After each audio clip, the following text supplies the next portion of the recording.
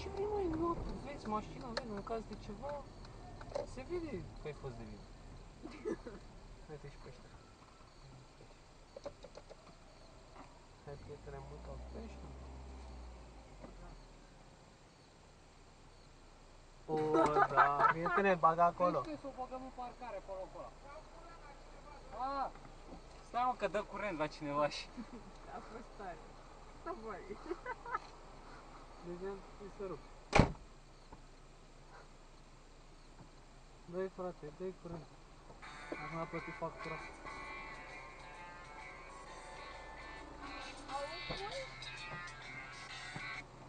Da, iubita.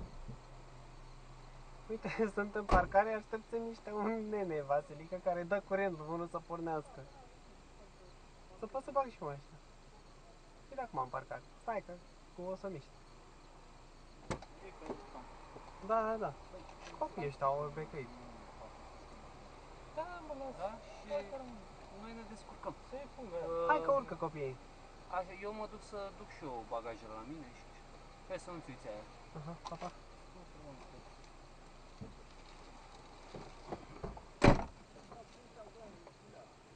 Vorbești? Da. Azi că se duc copii rămas puțin. Stai, relax.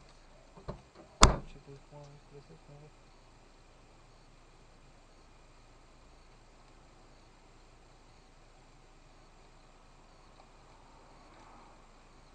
Ce ziceam, mă, ce ai? N-are vedere de noapte? Dracu să ia, nu cred că poate să treacă singură până la Păi nu-mi treacă, nu trece singur, dar să treci tu, aha. Vrei să o butonezi un pic? Da, putem. Ia da, cu ce? Cum se dă asta? Oprește din filmat, că să-mi Da, fie de filmuleț, că aș vrea să